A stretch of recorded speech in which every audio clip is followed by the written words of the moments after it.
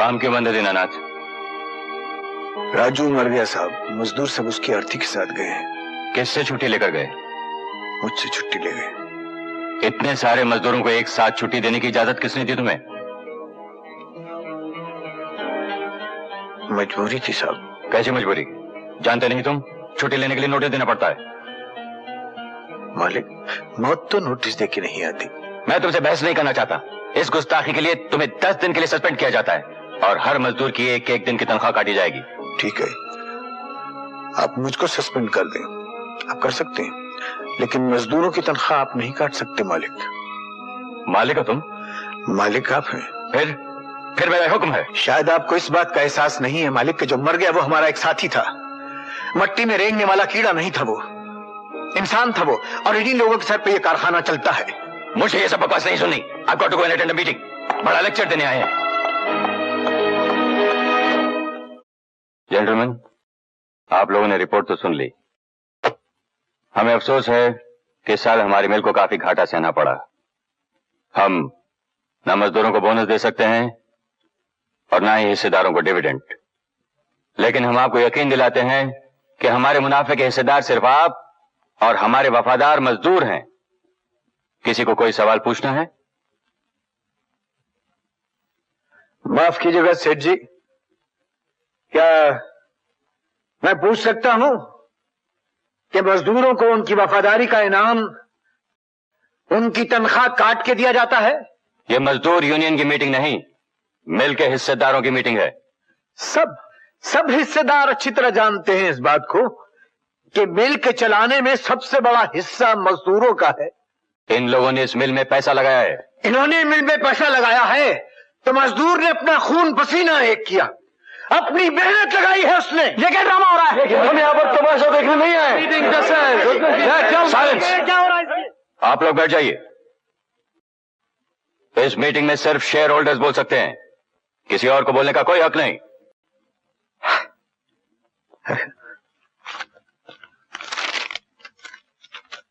साहब, एक 10 रुपए का शेयर मैंने भी खरीद के रखा है। मैं भी शेयर होल्डर हूं, मुझको भी हक है बोलने का, और मैं बोलूंगा और आप सेठ जी सुनेंगे। सेठ जी इसका माथा फिर गया है। ठीक है साहब, माथा फिर गया है मेरा। गरीब की जब जेब में पैसा नहीं होता और उसके पेट में रोटी नहीं होती ना, तो सेठ जी उसका माथा फिर जाता है। जब आपके घर में एयर कंडीशन की ठंडक की बरसात होती है और उसके घर में चूल्हा तक नहीं जलता, तो उसका माथा फिर जाता है। साहब, मैं से एक बात पूछता हूं साहब, आपसे एक बात। आपके पिता का जब देहांत हुआ था तो ये मिल उनके सोग में 3 दिन तक बंद रही थी और हर मजदूर शमशान घाट तक कांधा देने गया था।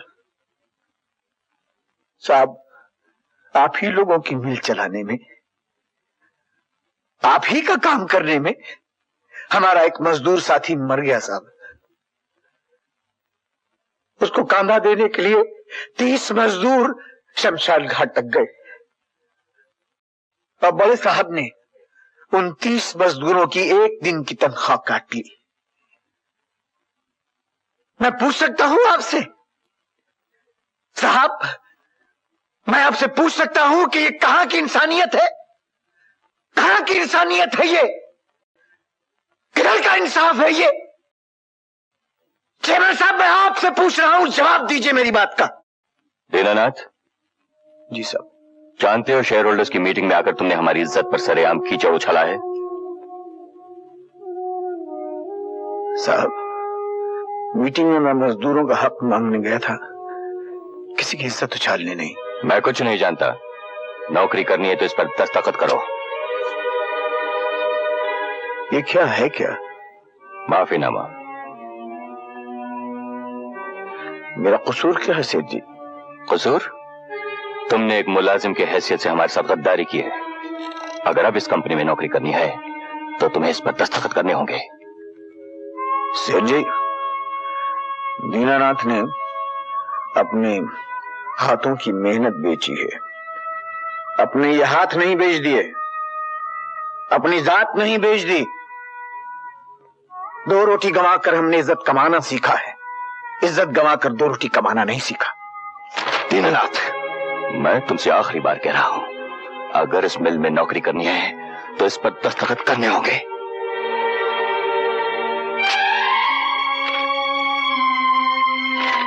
आप लोग 2 रोटी देकर आप सोचते होंगे आपने हमारी मान मर्यादा को खरीद लिया, लेकिन ऐसा है नहीं और न कभी होगा। और इससे पहले कि आप मुझे नौकरी से निकालें, मैं आपकी नौकरी पर लात मारता हूं, ठोकर मारता हूं इस नौकरी पर, सूखता हूं इस पे। ये लीजिए, संभालिए इसे।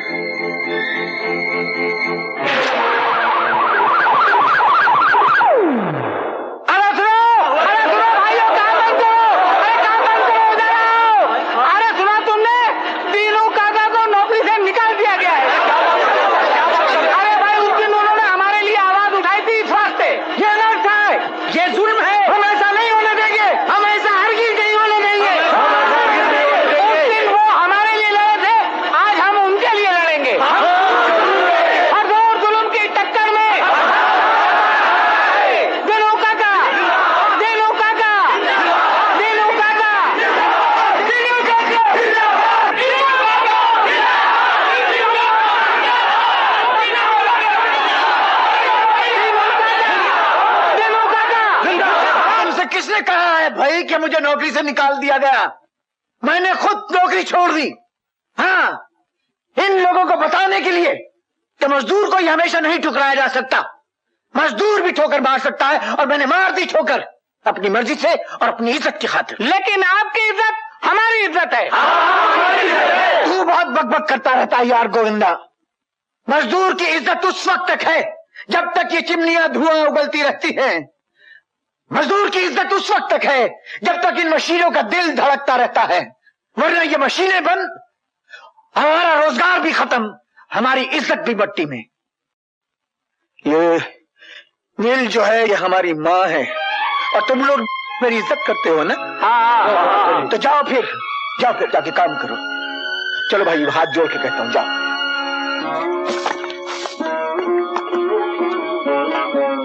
आज इतनी जल्दी आ गए? हाँ, आ गए। क्या बात है?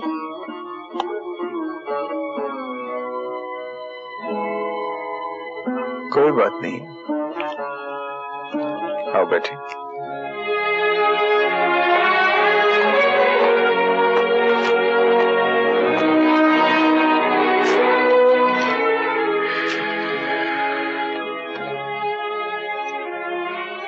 तुम परेशान से लग रहे हो, तबीयत तो ठीक है? चाय बना लाऊं? चाय से क्या होगा, बैठो। हाँ,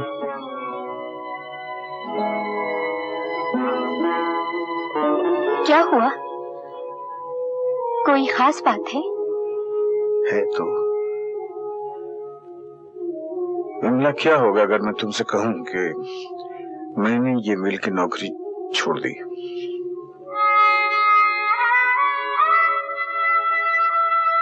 बगैर सोचे समझे तुमने आज तक कुछ भी नहीं किया। जो कुछ भी करोगे ठीक ही करोगे। नौकरी छोड़ देनी चाहिए तो छोड़ दो। ये नहीं पूछोगे इस घर का क्या होगा, गृहस्थी का क्या होगा, इन बच्चों का क्या होगा?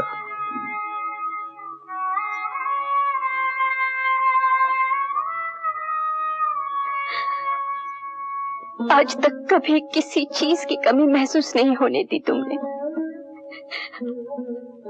सबकी देखभाल बराबर की। नौकरी नहीं हुई तो क्या हुआ, तुम जो हो।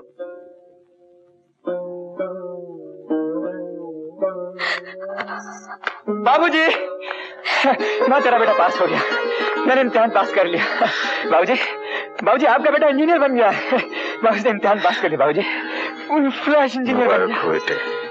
बाबूजी क्या हुआ, क्या बात है बाबूजी? आज हमने भी जिंदगी का एक इम्तिहान पास कर लिया बेटा। कैसा इम्तिहान बाबूजी?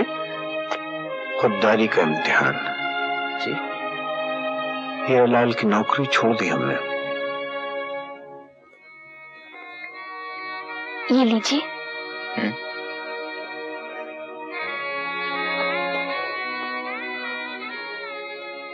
बाबूजी की नौकरी चली गई, इसलिए मैं तुम्हें बधाई नहीं दे सकी। बधाई तो तुम्हें बाबूजी को देनी चाहिए मीनू। उन्होंने अच्छा ही किया। जो लोग रोजी रोटी के लिए जिंदगी से समझौता कर लेते हैं वो दुनिया में कुछ हासिल नहीं कर सकते। बड़े काम सिर्फ हिम्मत वाले ही करते हैं। उन्होंने गुलामी को छोड़कर आजादी हासिल की है। कल क्या होगा वो तो भगवान ही जाने, लेकिन आज हम सबको उन पर फख्र होना चाहिए। आदमी एक दरवाजा बंद करता है, भगवान 100 दरवाजे खोल देता है। मैं समझा नहीं बाबूजी। समझाते हैं भाई, ये जली हुई मिल बिक रही है, तुम हो इंजीनियर, अब बराबर देख के बताओ ठीक हो सकती है क्या?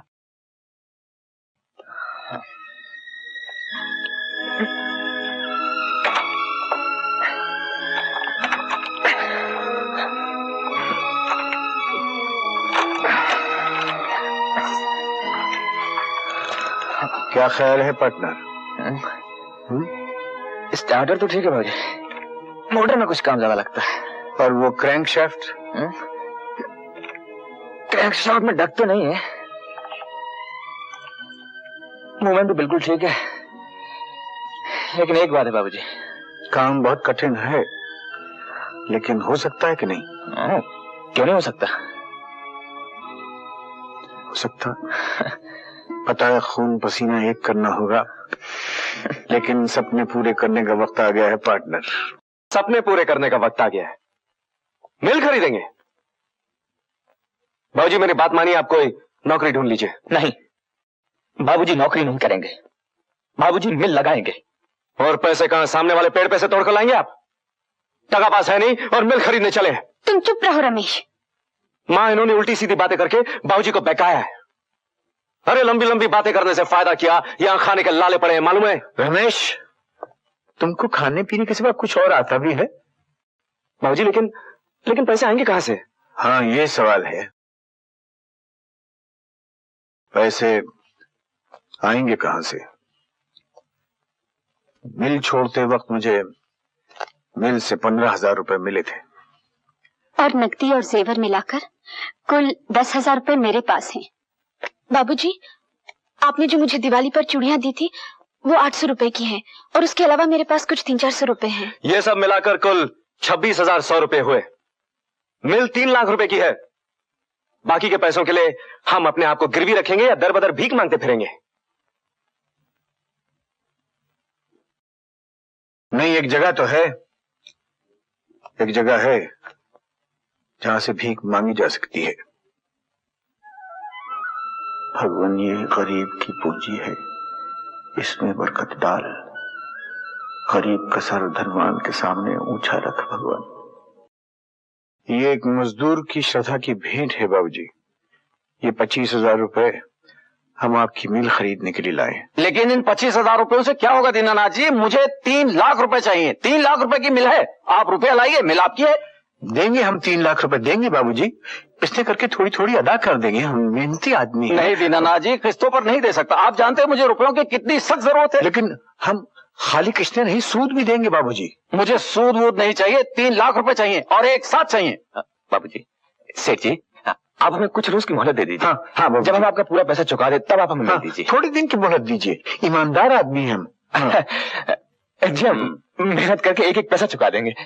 ठीक है, अगर आप ये 25,000 रुपया पेशगी के तौर पर जमा कर दें तो मैं 3 दिन की मोहलत दे सकता हूं। शुक्रिया। धन्यवाद की कोई बात नहीं दीनानाथ जी, आप तो बिजनेस के कायदे जानते ही हैं। अगर 3 दिन में बाकी रकम अदा नहीं हुई तो ये 25,000 रुपए वापस नहीं मिलेंगे। वो तो उसूल की बात है, ये हमें मालूम है, इससे तो हम वाकिफ हैं। भाई धंधे का तो तरीका है नहीं जी, 3 रोज में 2,75,000 का इंतजाम कहां से करेंगे? जहां जिसने ये दे दिया है वो बाकी के भी दे देगा।